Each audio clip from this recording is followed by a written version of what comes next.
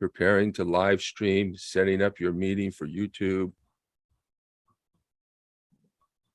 Redirecting to YouTube. Great. And Rich, you know how to edit this down, right? To the part when we start, you know. Yeah, in fact, I don't know, have you been looking at the shows that I've been producing? Because that's what I do. Yeah. So I edit it down. I turned it into 3 separate shows. Beautiful. 3 to 4, 7. And we probably, I think we want to make sure to get everybody in right now. You know, we have 100 signed up, but we only have 7 in the waiting room so far. So I don't know how many people are going to show up. I'm expecting 40 to 50 people with 100 signups. Right? Beautiful. Well, we're here to serve whoever shows. We're so glad. And it's good. I just want to make sure you know how to do that editing down so that we can get, and I know you do, to get straight to the actual when we talk, because this is us chit-chatting. Right. So yeah, I know how to do that. You know, we're in competition right now with Progressive Democrats of America, who I don't know if they hold it. Do they hold a Sunday meeting at 2:00 every Sunday, or is it just once a month, Denise? I have no idea. I don't follow them. Yeah. So that's one thing. We're in competition with them. I'm going to admit my mother in. Okay. So as Ellie has come down with COVID, apparently. Oh, no. Yeah. No, Ellie. Yeah. So I don't know if he's going to make it. I've been talking to this guy, Jeffrey Berkdahl. Denise, he's calling me on the phone. He got our number from the website. Yeah, I know who he is. Yeah. I told him basically I have a policy. Anybody who wants to do something, who wants to be involved, as long as I don't totally disagree with them, I will support them. So he goes on and on and on. He goes on and on. He has his own ideas, you know. So, hi, my mom's here, I think. Hi, Dixie. Woohoo! I just wanted to let you in early because you're a potential board member. So, how you doing, Dixie? How you feel today, this Sunday? I can't hear you. You're on mute. You're on mute. Had a good time at church, a good sermon on your tongue and how much trouble it can cause. So he had to stick out our tongues at him. Yeah, we were just talking. There's a scripture. I wonder if I have a feeling he may have read it in the sermon today. The scripture, is it in Romans or 1 Corinthians, about how the tongue is sharper than a two-edged sword. It pierces to the dividing of soul and spirit. Yeah, that's true. He was preaching on James, on the book of James. James, that's right. James talks about the tongue. Yes. That's right. So another thing is we're going to have to be watching the waiting room and admitting people as they come in. So while you're speaking, I'm going to be, and I don't know, now, I haven't made you a co-host of this event here. So I want to make you a co-host. Where's your guest, your other guest? Oh, you know what? That's what you're going to have to start off with that, what happened with the other guest. Yes, I'll let everyone know. Yes, because of timing and scheduling. I'll let everyone know. Okay, so we've got 8 people in the waiting room. We have 4 people here. I'm hoping other people, but we are in conflict with another Progressive Democrats meeting that's going on at this time as well. Do they meet every time? We may need to work on our timing, but okay. Yeah. All right. With you. So I'm going to admit everybody and we'll get started. Okay. Okay. All right. Here we go.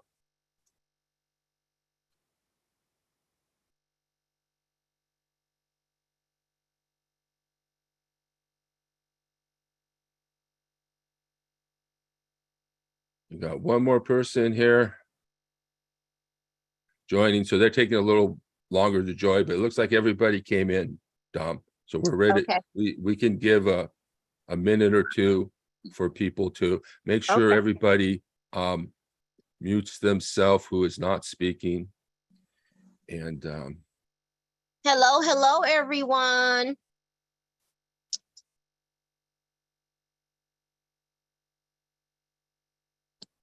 Hello. Welcome to the Truth and Democracy Coalition podcast today. So good to have everyone joining with us. We're going to give a little bit of time to allow others to join in, but everyone gets settled in. We're going to have a really good show today and some good discussions. We'll give a few minutes while everyone is getting settled in, no matter where you are in the country or in our area. Please do get cozy, get your coffee, your snacks, whatever, to enjoy a really great discussion about our Supreme Court and what's happening today. Super exciting. And if you're not talking, please, keep your microphone on mute. And also, we see many people, we're admitting people as they come in, so please be patient with us. And also, too, I see lots of names here. Please feel free, if you're comfortable, to share your video. We'd love to see your beautiful faces and to share in community with you. So I will, there we go. Hi, Don. Hi, Samuel. Oh, Samuel, it's good to see you again. I remember you being on last time. And Barbara McCune. Again, turn on your cameras, okay? Because this is community. And even if you turn it off a little bit after, I want to acknowledge those that I see here joining us. Hi, Barbara. Let's see here. Let's see, we have Samuel, Zhang, Xiang, Ellen, Terry. Let's see who else. Razmik, Bonnie. Hello, everyone. And all of you who are on via audio. I'm so glad to have you today. Today's discussion is all about the architecture of democracy and the Supreme Court today and the decisions that have been made in the Supreme Court as of late. What is going on in the state of our democracy today, where we've been, where we are, and where we're headed. So past, present, and future. So super exciting to discuss this with you all today. And we do want to let you know that we had a special guest, was a former a woman who ran for Congress in 2018. Her name is Laura Robinson Oatman, a great figure in the Orange County area. Unfortunately, because we did have to change the date from October 16th, was it 16th, I believe, or yes, to today, timing, she couldn't squeeze that timing there. So you're going to have today your special, wonderful discussion of guests with Richard Presida, who has prepared something very thoughtful for you on the subject, and myself, as well as you. We want to really engage with you today. We want to engage with your thoughts on what's happening in the Supreme Court. And also, before we get started, we want to say thank you. Thank you to all of you who are always here every time we have our podcast. Thank you for supporting the Truth and Democracy Coalition. This is very important to us. We've had over 100 signups for this particular podcast today. And we want to say that we couldn't do this without your support.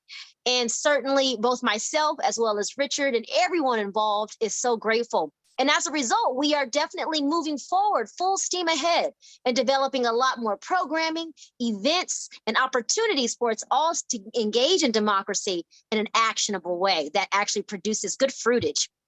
So again, the Supreme Court, what is happening today? Where are we headed?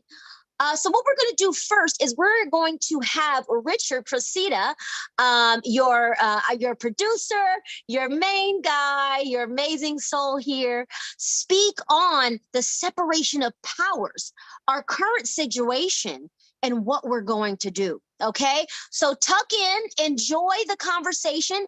Richard is going to have a few moments, and Richard, I'm going to let you take it right away. Enjoy, everyone. thank you, Dom. Thank you very much for introducing us and for being supportive of us and for being here. And thank you, everyone, for being here. What I'm going to do is I'm going to talk about what the separation of powers is, and then I'm going to go into how we got here with the Supreme Court being unbalanced and making these rulings that are not supportive or not representative of the people, and what we are to do about it now, or what we can do about it, what we should do about it. And part of that is what the Truth and Democracy Coalition is doing about it and has done about it. I want to share with you some of our victories, and then I want to talk about briefly the future events that we're planning in the near future. So to start with, I want to talk about the separation of power. And the first thing I want to do actually is bring up a slide here. And let me see, it may take me a little while to figure this out here. There we go. And share a screen real quick.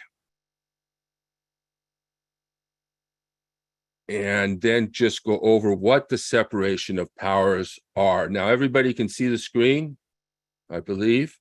So Yes. basically, what the separation of powers means is that we're trying to prevent a dictatorship, a tyrannical government, a king. So we separated the powers of government. In other words, the power of government is not going to be in the hands of one person or one group of people.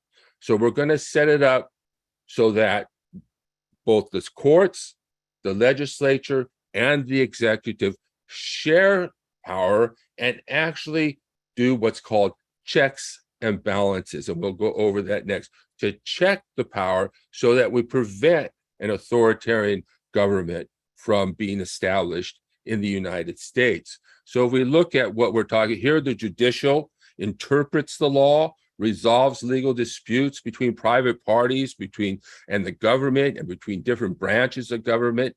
It strikes down laws that are unconstitutional. The Chief Justice presides over impeachment, strikes down unconstitutional executive orders and executive enforcements, and also unconstitutional laws.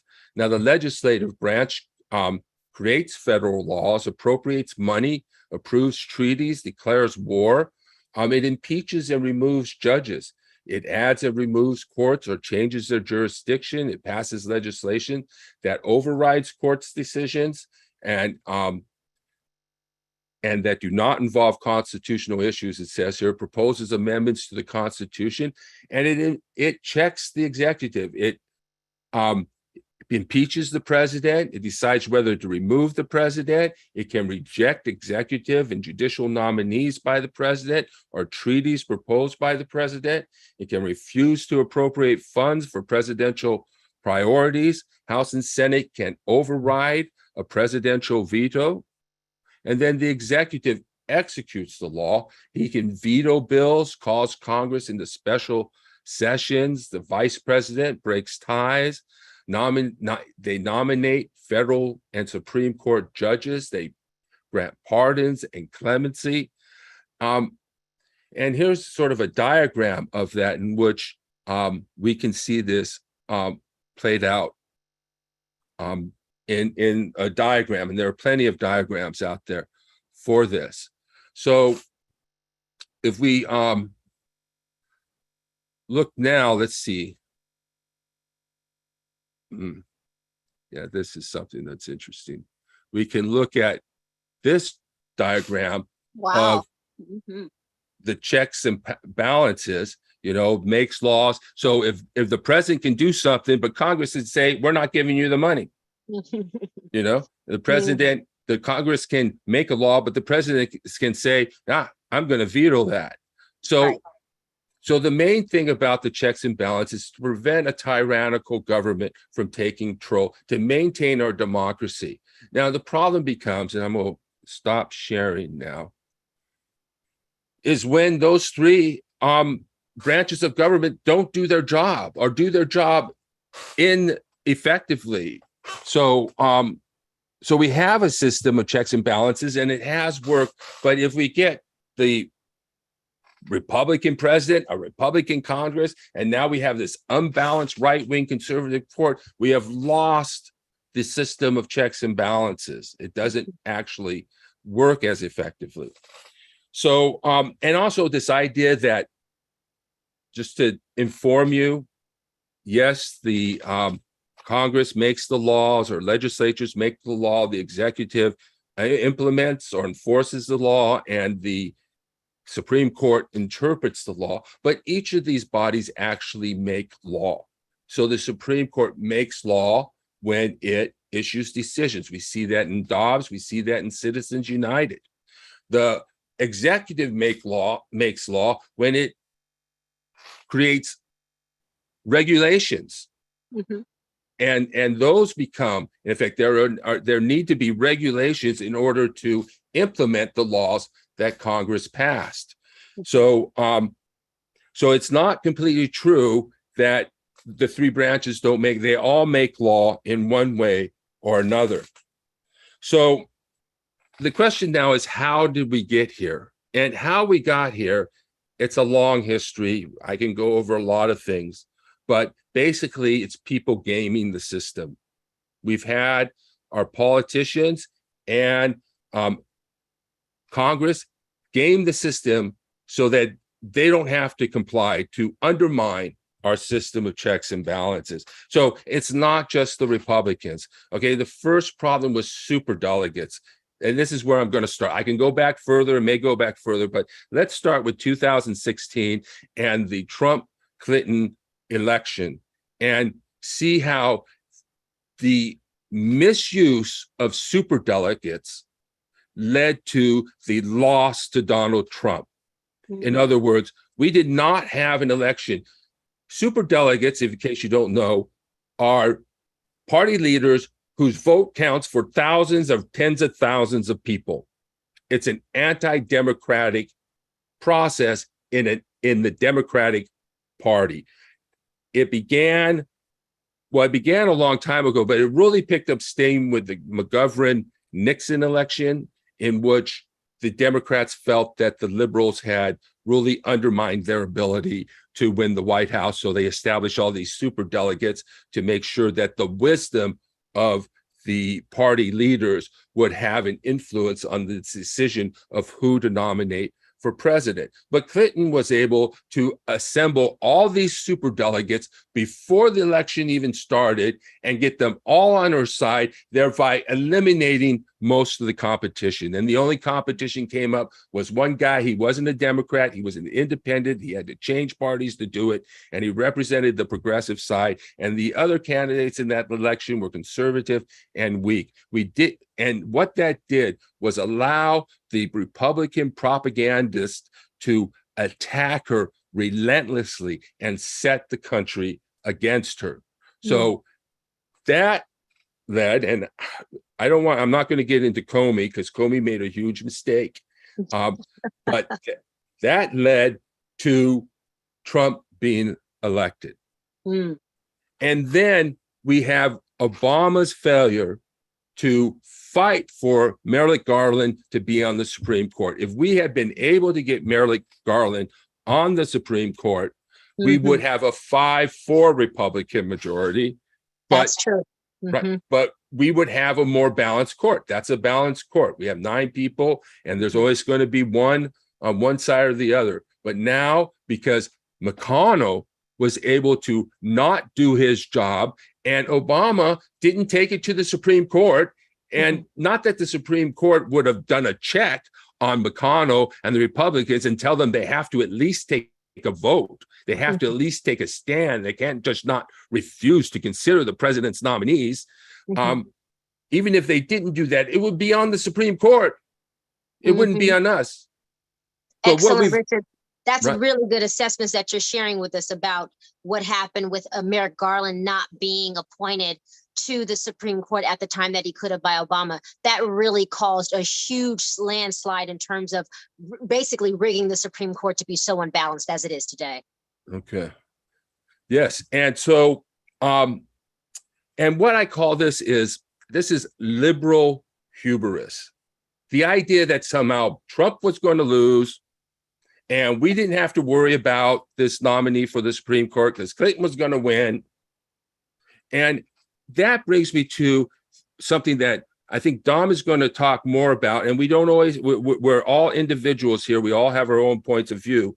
But it brings me to the issue with the false propaganda, tons of it, but specifically related to the conservative church, that when the Republicans got into the conservative church and activated the church for their cause, the progressives made a mistake. Rather than activating the liberal church, they created a system in which church was supposed to be about personal things, not political things. We didn't activate the church to fight for justice and to get the church and to see that religious people have a role to play. But instead we went we tried to make religion about the personal and not about the political. And that just forces people back into this personal salvation narrative, into this conservative, apolitical church. And what we really need are to emphasize, we fail to get the values of religion: loving your neighbor, loving your enemy, lifting up the lowly, bringing down the powerful, treating the foreigner as one native born. These are all spiritual and religious values that we need to be taken to the polls. We need these people, and this energizes us. So we've become a sort of almost an anti-religious in many ways, but we've created very negative attitudes towards Christianity and religious people in politics. And so we've basically handed the church and the definition of Christianity over to the right. Now, this has all led to an unbalanced Supreme Court, and that's our biggest problem. So what can we do? We have to make a distinction between long-term and short-term strategies. Things like abolishing the Electoral College, anything that involves amending the Constitution. Those are long-term strategies. They may never happen. They're not going to happen soon.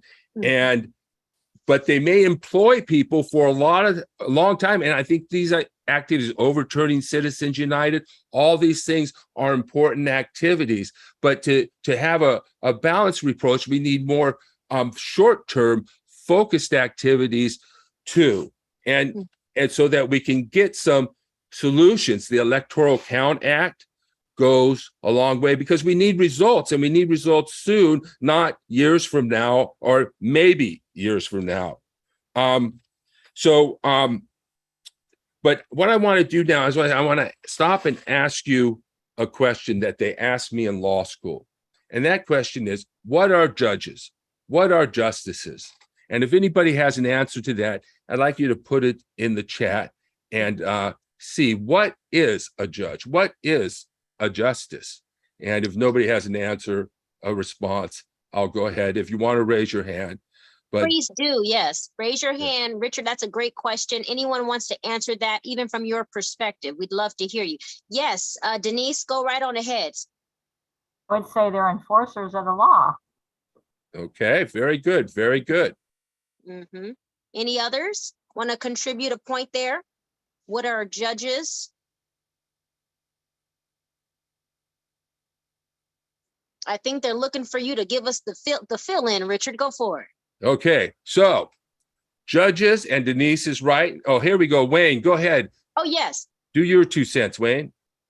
Judges are supposed to be people that take in all the facts that are presented and unbiasedly making a judgment on. However, that is impossible because they will always be biased either by their by what happened that day from when they woke up to just everyday life. So to say totally unbiased is an impossible thing. Yeah. All right. Thank you, Wayne. That all these are all good answers. But what the what in law school, the professor said, judges are human beings. Nice. That's what judges are. And Wayne gets to that. a little bit, that Yeah. that they can be influenced, but you always got to remember that that's a human person doing that job, and you can appeal to that person. And that's why I think standing up and letting the courts know that they are out of step with America, that they are wrong, and that the American people reject them and don't respect this court. Those will have an impact on those justices. And they, you know, and so we need to not only do that, but we need to be active in pursuing our causes. All these activities you're all doing are very important to bring to the attention of the nation that we are a liberal democracy, and that's what we're going to stay, just to bring these issues to the attention of the court. And then and obviously most important thing is vote. That's our power. That's our check. Yes. On Vote. Power. So we need to really get active, vote. And so everything that I know all of you are doing is all working towards this end. I just want to make sure that we don't undermine ourselves in different ways. So what is the Truth and Democracy Coalition doing? Well, one thing, and we'll talk about that later, we're starting a 501c3, so we're really just getting off the ground. And then another thing is, I believe that it's the division that is driving the assault on democracy. It's a divide and conquer strategy. So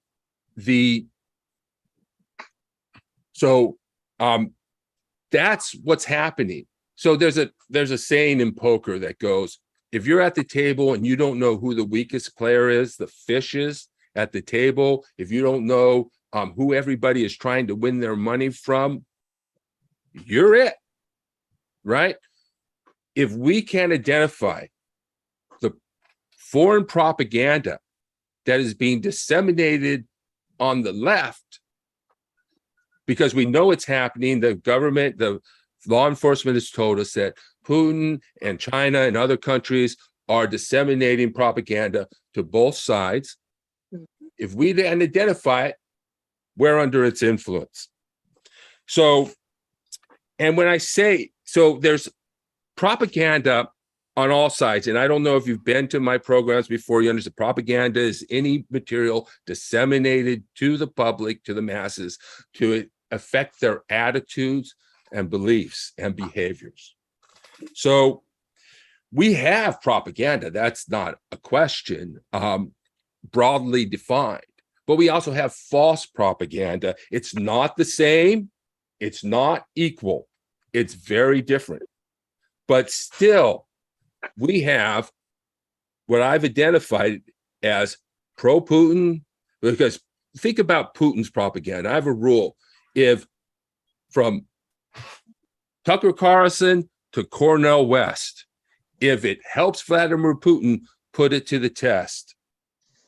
Vladimir Putin's propaganda is obviously pro-Putin, anti-American, anti-Western world, anti-liberal, anti-democracy. So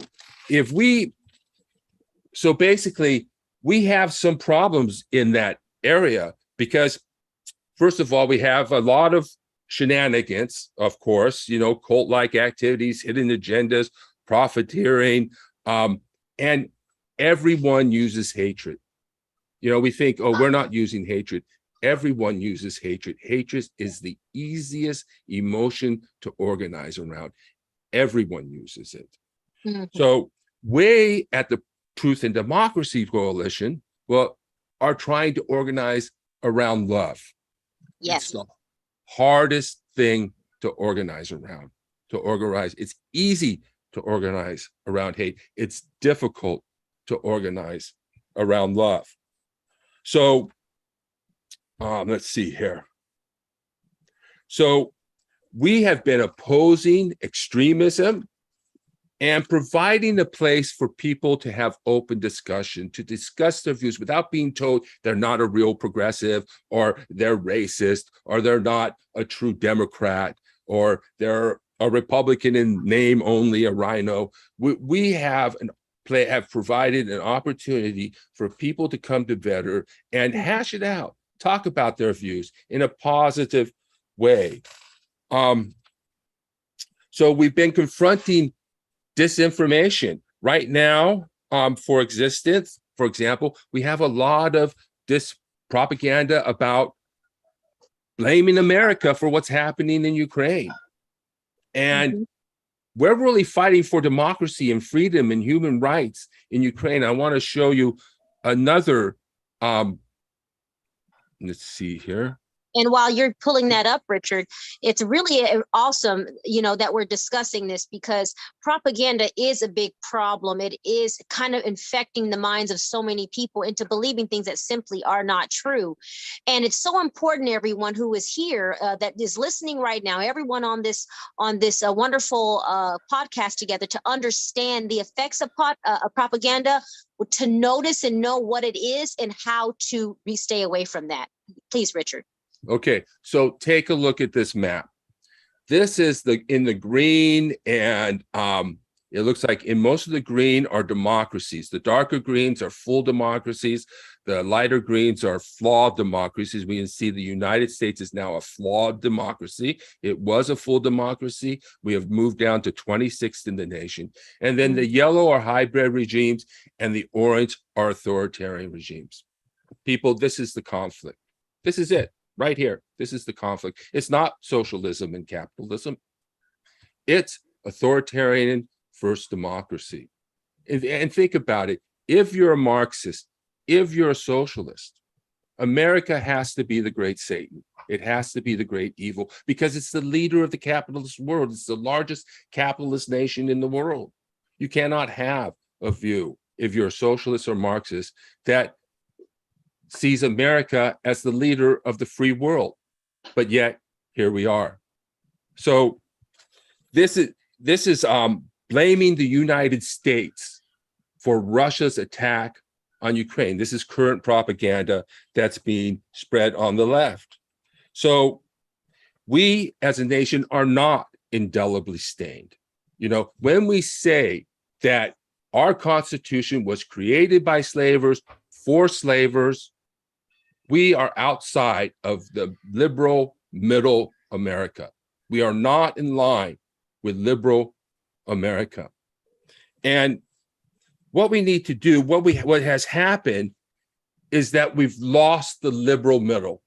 We've lost liberalism, and we've lost the liberal middle. And that means supporting the Constitution, believing in the Constitution, defending the Constitution, standing up for civil rights, standing up for human rights. Those are liberal traditions. The Constitution is a liberal document. Our democracy is a liberal democracy, which means we are open to different points of views, of course. But this is where we've been inundated with anti-liberal propaganda that calls it neoliberalism, and wants everything to be consistent with socialist ideology, which I don't have anything against socialism per se. I just think democracy is the main issue. So some of our victories have been, there's one where there was an attempt to try to change the word democracy and sort of ban it from the left, and to use the word voting rights instead. Imagine if we had banned the word democracy, what type of horrible situation we'd be in. Handing the word democracy to the right would have been a huge mistake. We defeated that propagandist, and we won that struggle. Beautiful. There's let's see, what else have we got? Yeah. So we fought for impeachment when impeachment wasn't popular. I mean, you remember, Trump is just a symptom. Trump is not just a symptom. Trump is a propagandist. He is a cause. We fought for impeachment. We allied with some groups that were fighting for impeachment. And even when it wasn't popular, we were still out there fighting for it. And we won. We won that debate. We have proposed rather than saying we're going to switch the issue from January 6th, and that we have advocated to keep January 6th front and center. And that's what we've been doing. And Yes. we have won on that issue.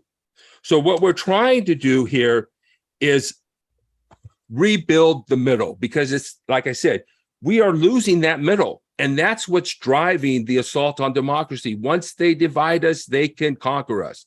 So Yeah. we need to rebuild a liberal middle, start to promote liberal ideas and liberalism, because that's what our Constitution is, that's what our country is, and that's how it's been founded.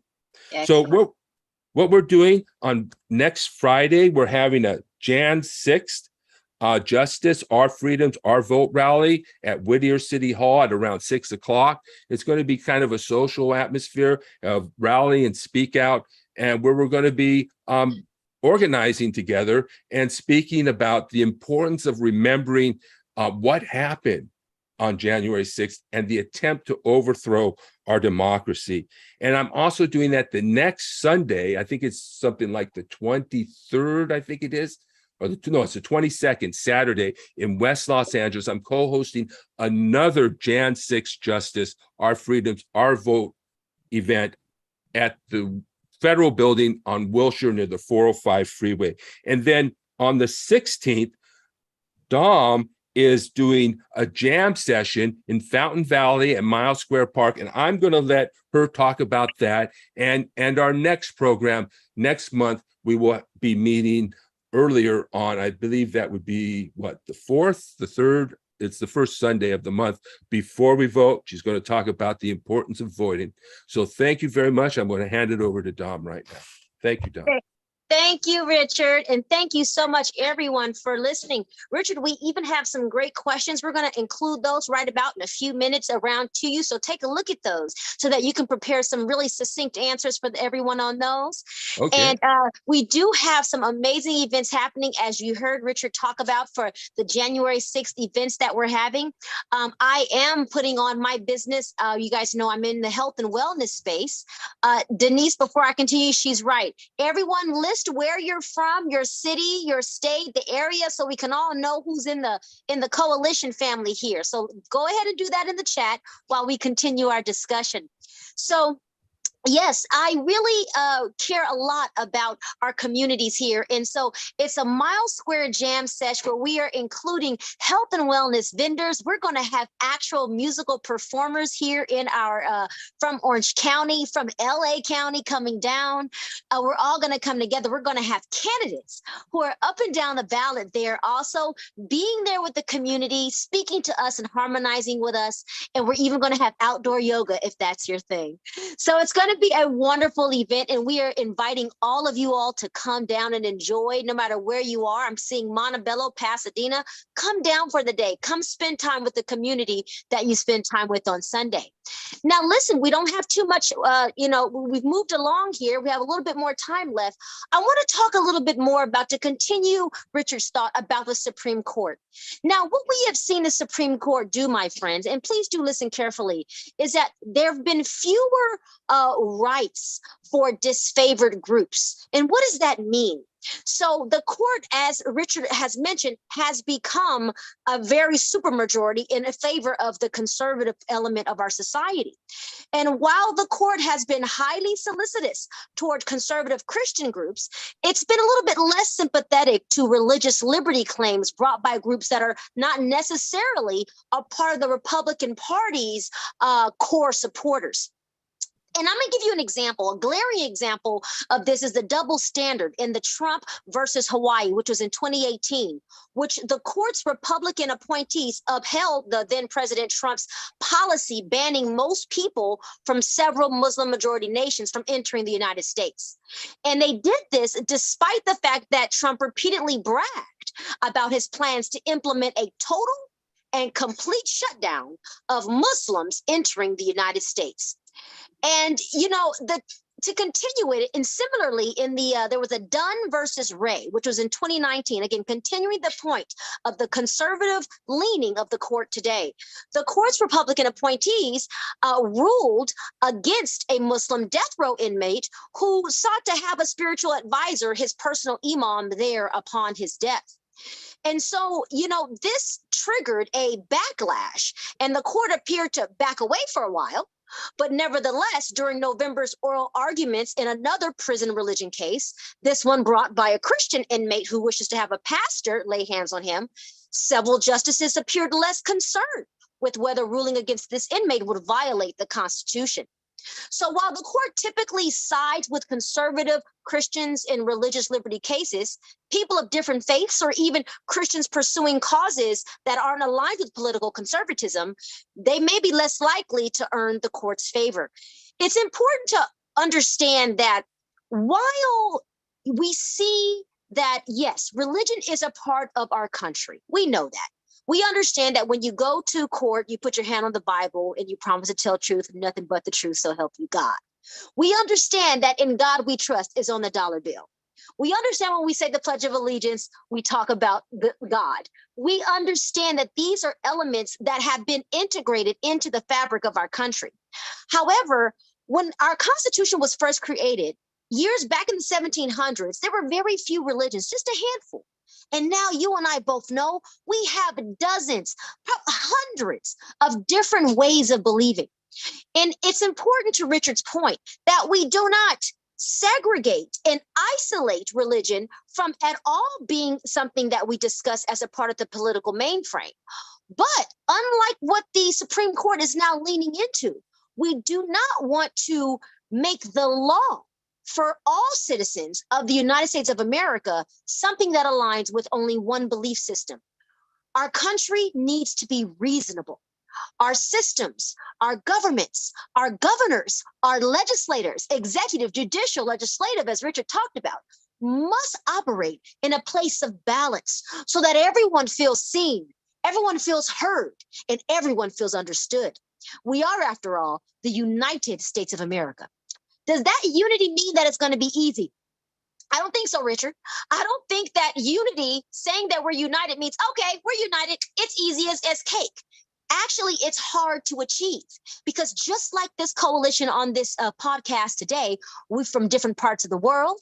We are different colors. We are different backgrounds. We are different belief systems, but yet we are here.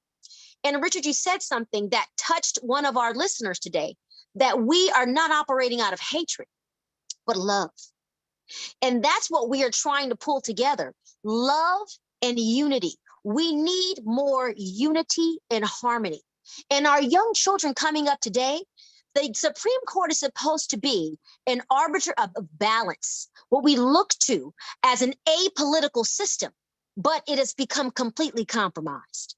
And so what do we do about this? Because we know we're hearing all of these things happening. We see it happening in front of us. Well, what can we do, right? Well, we must raise our voices. We must raise our voices in an understanding that what we see the Supreme Court becoming and leaning so far in one way is wrong. We must speak to our neighbors. We must speak to our friends. We must become informed through podcasts and different things of this sort. And we need to make sure we are talking to others so that they too are learning and growing to see the ineptitudes and the pains that are happening right now. Thank you, Megan. We'd love to have you. That are happening right now and how we can achieve balance and peace in our country that is severely leaning in the wrong direction. Now, listen, every civilization has reached an inflection point where they have come to a point where it's like we must choose progress or going backwards. I'm a firm believer, my friends, that the United States of America is the great experiment of this world. And I'm a firm believer that we are equipped to overcome this time. I'm an optimist, forever so, but I believe with optimism, with love, and with care, and with a hard fight, we will get more balance in our Supreme Court again. We will get more balance in our branches of government. And it starts with you and I, because there are far more of you and I than there are of others. So what I'd like to do to continue this point is to get your questions, your concerns, and let's make this a robust discussion down through the end of our podcast here. So first, Richard, I would like to go to the questions that are in the chat. And what we want to do is we want to start up top.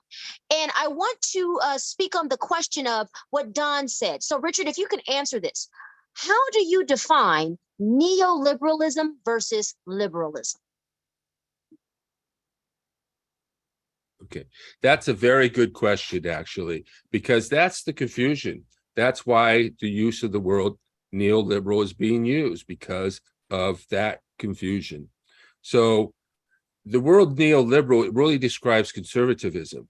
It describes capitalist market economy type of driven. If you thought about what traditional Republicans wore before Trump and before the MAGA movement, that's basically what they mean when they describe neoliberalism.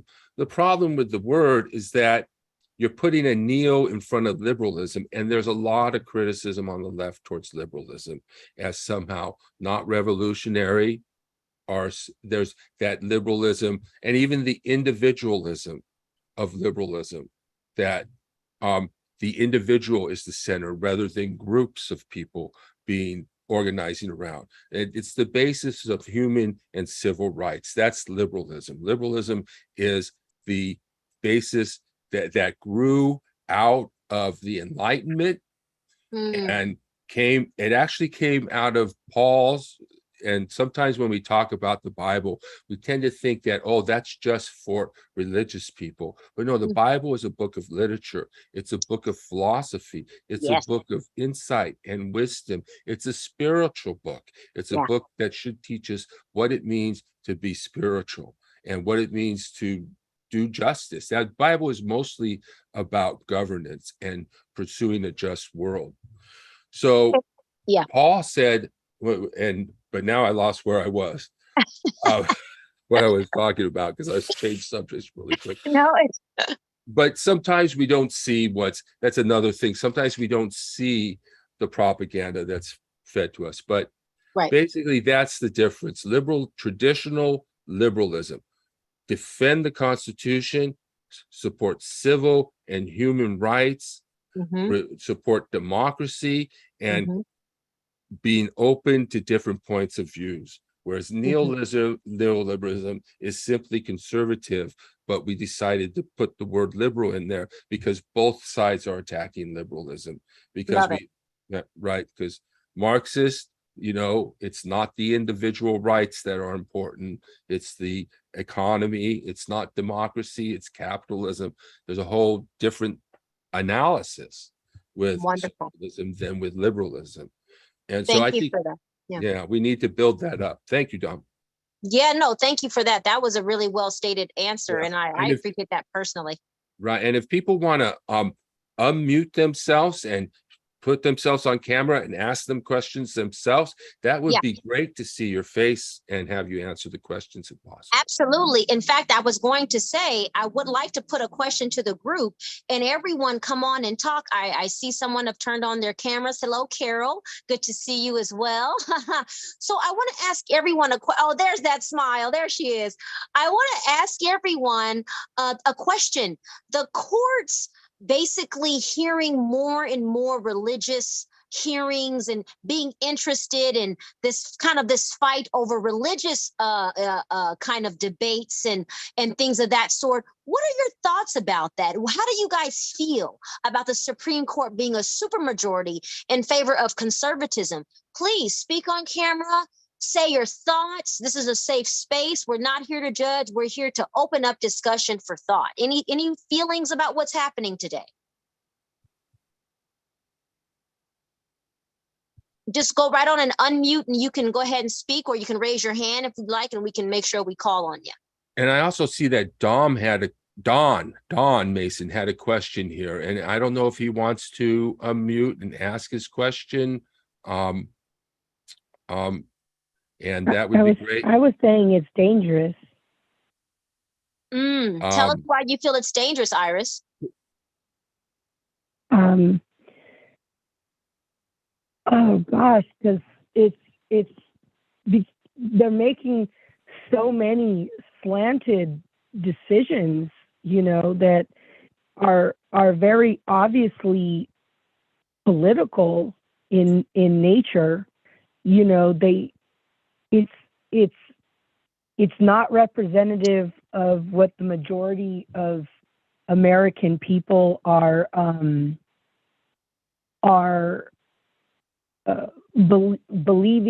to believe, when they take the polls, so statistically speaking. So it's not even representative of what the American people are in favor of, which brings the question, should they make the Supreme Court larger, to represent the people better, and that's something that I've debated myself. Because is 9 people really representative of 50 states and DC and Puerto Rico, So how is that fair? So that's another question, But they're so obviously,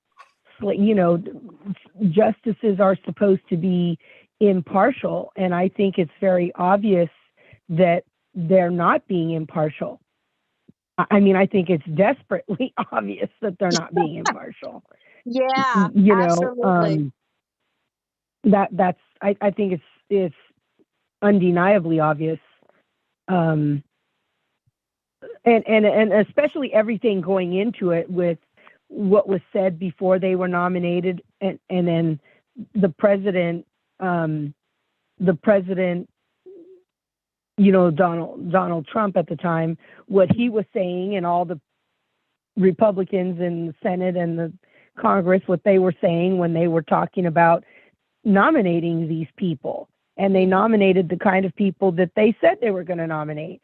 So that even proves that they were going to be conservative leaning and politically leaning, and that they were going to vote the way that they're voting. So it's never even been under the table. It's always been, the cards have always been facing up, So it's never been a secret we always knew what we were going to get, So, Okay. It was never a surprise. Right. Well, one thing, Yeah. obviously changing the number of people on the Supreme Court is one of those long-term solutions that may or may not happen. It's probably Right. going to take Right. the Constitution. And they've So, talked about that, right, Richard? They've talked about, that's been kind of on the table even since the Biden administration of packing the court, but it's such a hot topic to do, you know what I mean? Right. But I mean, to your point, I mean, there actually is an argument to be made, I might say, and then we can go to Samuel. I want to put this thought out there, Richard. I don't know if you've heard of this, but there's an argument to be made that I think it was back, was it back in the early 1900s when they changed the number of Supreme Court justices that were to be on the court because of the districts. Okay. Do you guys know what I'm talking about? And then I don't remember. But yeah, go ahead. Carol, you're shaking your head. And so there's been an argument that there's more districts than there are 9. So we should expand it to like 13 and then thereby get more Supreme Court justices on the court. So that's an argument that's out there.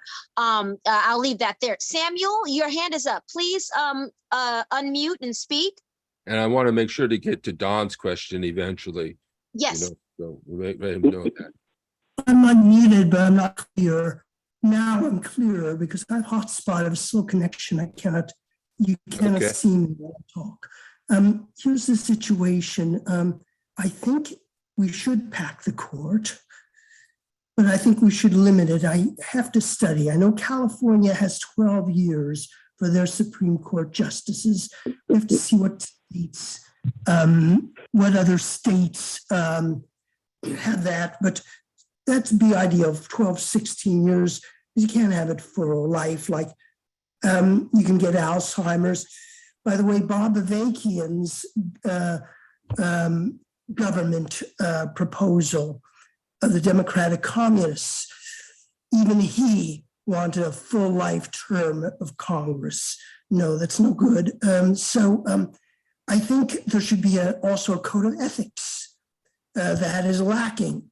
I think it'd be easiest to add a code of ethics first, before packing the court. But I think it would be better to do that. And we have to, hopefully after November, have a more democratic Senate to do that.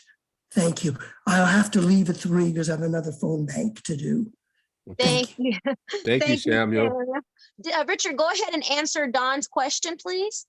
Oh, well, I just wanted to say some of those are long-term solutions, Samuel. Some of those are short-term solutions. They're all available. In my opinion, ultimately, we have to stop thinking that like that liberal view is that everybody's just going to come over to our side. When we look at how people are voting, that really tells us where we are with the electorate. We need to do a better job there and be more expansive. And that's why I think we need to rebuild the liberal center.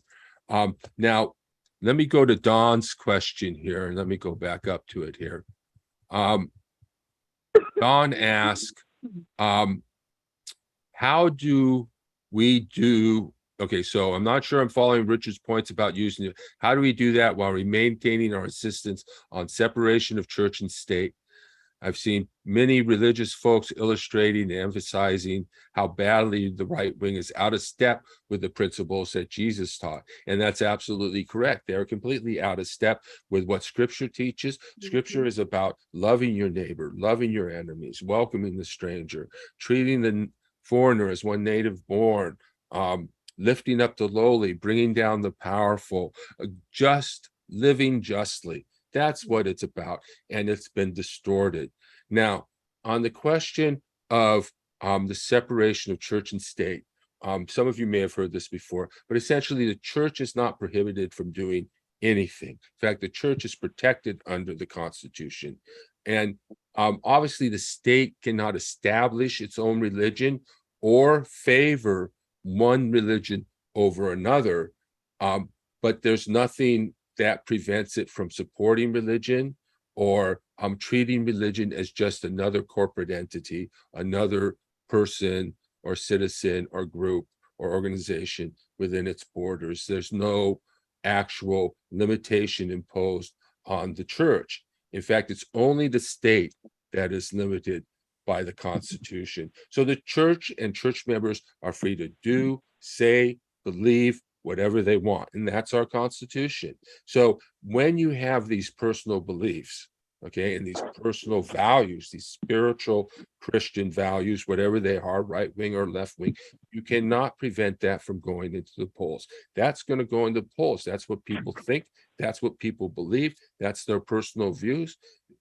The only thing that affects our views on how to vote are our personal views, our personal values, our personal beliefs. There's no way, and it should not be a way, that we should somehow keep politics separate from religion, because it simply is not. In fact, in the ancient world, kings were gods and everyone was a theocracy, and we still treat our leaders as if they were gods. We expect them to be perfect, or we complain about, somebody yesterday was complaining about how it's a choice between two evils, but the reason it is because of negative campaign advertising primarily, and there are some good, they're not all bad.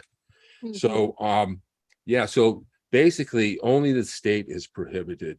And so when we talk about the church and ideology, theology, philosophy, values, beliefs, those are all open game, open for in the political discussion. All of that is.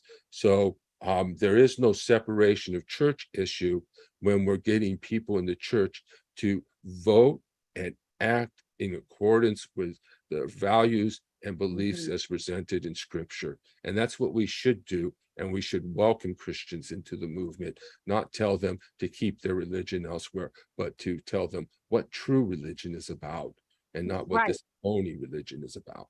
And to that point, Richard, by including Christians into and really embracing them in democratic principles, we're allowing them to exercise, like you said, their values, their beliefs. We're actually, as those who choose to be followers, let's say, of Christ and things of that sort, there's an opportunity inherent within how you can exercise your citizenship to be benevolent and be kind and be a part of the process and do what you would see Jesus would want you to do.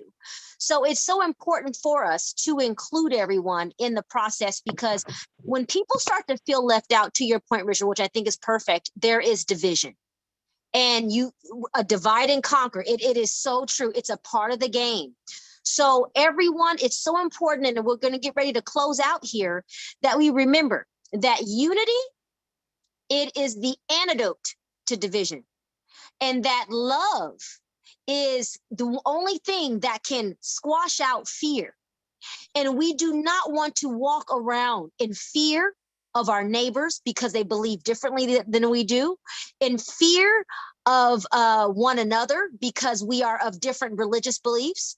And yes, Denise, you are correct. The government should not be open, or should not be propagating a religion that others should follow in any way. You are correct on that.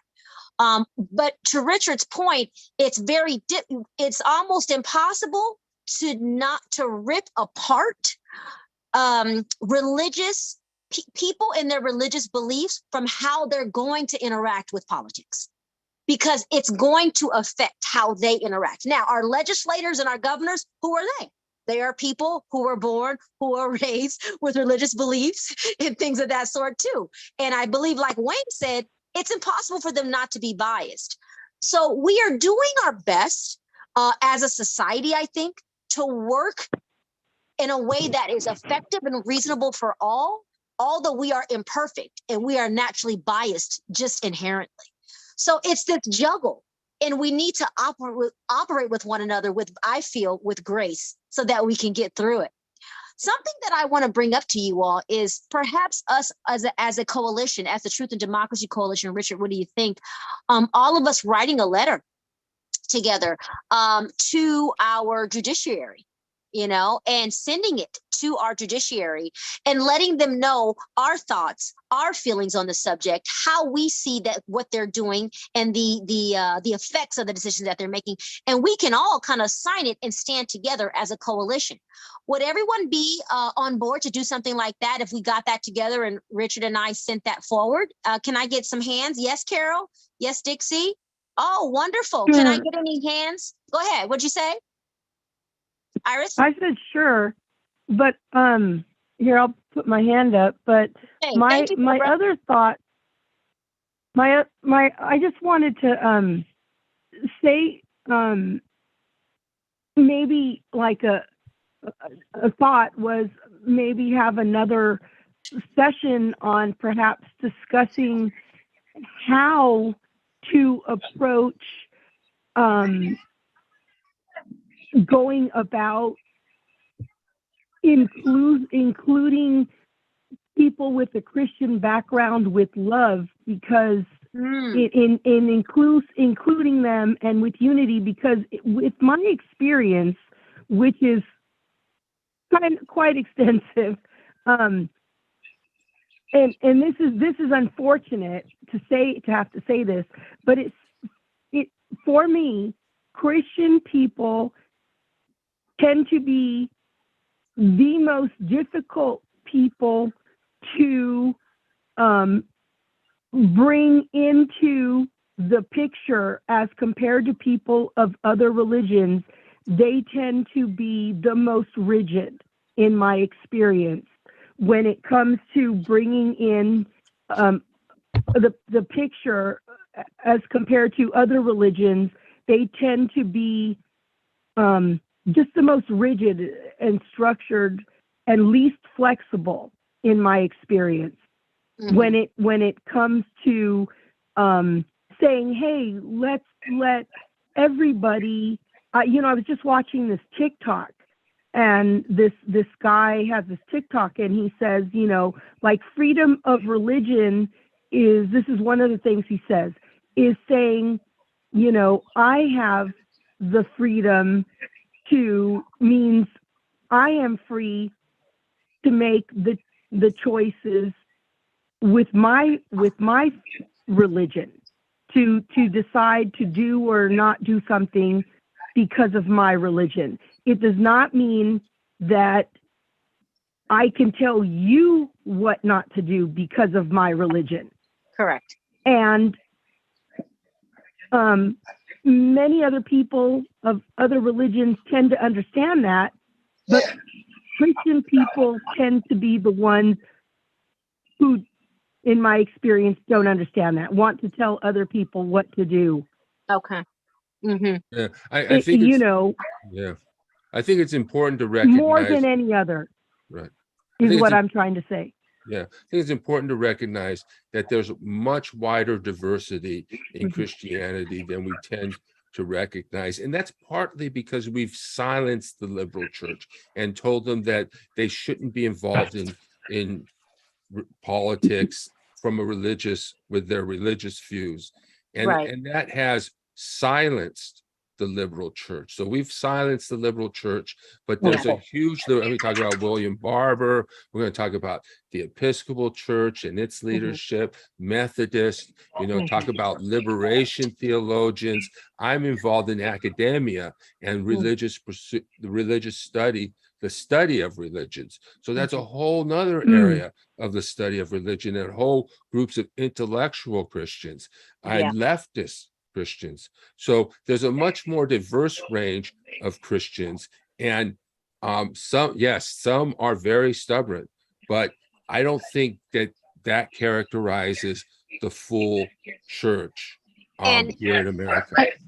And I guess it's very, very, maybe it's a lot of the evangelical ones, but I do know I do know William Barber. You're right about that, right?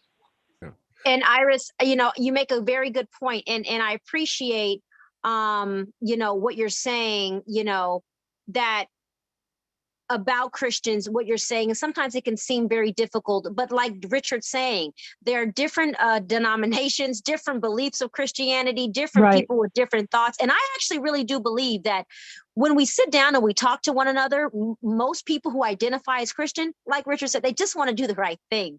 They just want to love their neighbor and do what's right. And I think you make a good suggestion about talking in future podcasts about how to include our Christian brothers and sisters more into our movements forward as a liberal democracy moving forward. Okay. It looks like we have questions. We know Deborah Britt Thomas had her hand up. I'm wondering if she had a question. And Don has asked another question, which is a little complicated. I hope he'd come in and explain it to us. Okay, so let's do this because we have a few more minutes, guys. We don't want to go too long. Let's take Deborah. Do you want to say what you were going to say before we get to Don? No. I didn't have a question. I just wanted to raise my hand to say I thought it was a good idea to reach out to the evangelical Christian community. Thank you, Deborah. Okay. Thank you so much. I love that. Dixie. Yeah, I want to say that I'm an evangelical Christian who is anti-Trump.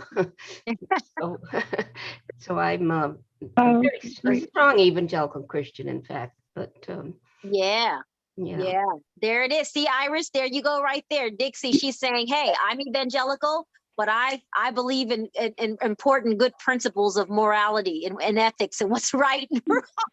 That's nice to hear. And I just want to do a short answer to Don, because the bottom line is this is all about individual rights. It's the individual rights of every individual person, be they Christian or non-Christian, to have a say in our process, to speak their truth and their values to power. And so this is all about individual rights. Liberalism is about individual rights. And so nobody's stepping on anybody's toes by quoting the Bible or using religious language or organizing at church. Nobody is stepping on the Constitution or doing anything wrong by doing that. And the main thing I'm advocating is that we need to do that if we can. If it's not already too late. That's right. That's right, Richard. And I love what Mario said. He said Christianity it's transforming towards justice. Yes, that's how it should be. Yes. That's how it should be. So listen, everyone, this has actually been a really robust discussion. We didn't miss out on anything. We really had some wonderful conversations. Quick recap, we discussed the Supreme Court, where it is, how it's leaning, and where we're going. We discussed how they are unfortunately leaning in a way, and Iris even made a very excellent point that it's obvious what they're doing, in a way that is not in cohesion with the American people at large. We've also recognized and discussed, as Richard brought up to us wonderfully, that we need to focus on uniting with love and not hatred. And it's so important to remember that no matter where we are on the spectrum of religion, be it Christianity, be it Catholicism, be it a Protestant, a Methodist, anything else, at the end of the day, scripture, even if that is what you choose to believe in, guides us in the ways of wisdom and goodness, and we want to continue to pursue that. We, my dear friends, are on the vanguard as a coalition of making sure that our country doesn't lose its way any further. And yes, we are powerful. Yes, we are mighty. And do not think we're just a few. We are representative of many. And so we will continue the discussion. I'm glad you guys all agree on bringing Christians into liberalism and helping them to find and have a home and feel loved and appreciated and honored and not rejected. And I think Richard and I are going to do something really wonderful. We're going to, since everyone, Richard, remember everyone on this call, we want to get their signatures and their names. We are going to send a letter. Let's put it together to our judiciary, up to our nation, and let them know what we are seeing and how we feel. Okay, everyone, does that sound good? Yes? Awesome. Thank you, everyone, for being a part of the Truth and Democracy Coalition. Please go to truthanddemocracycoalition.com to see the new, refurbished, and beautiful website. Also, stay attuned to all of the amazing podcasts we have coming. November 6th, 2 days before the election, you guys, we're going to have one more episode in this series on the Arc of Democracy on voting. So be ready, because I have some awesome information for you about voting, how it all began, who got the rights to vote first, and why it went in that order. Okay, so I will love you guys all. We appreciate you all. Have a great Sunday. And again, remember, democracy is something that must always be fought for. Okay, guys. Thank you. Bye-bye. Bye, everybody. Thank you.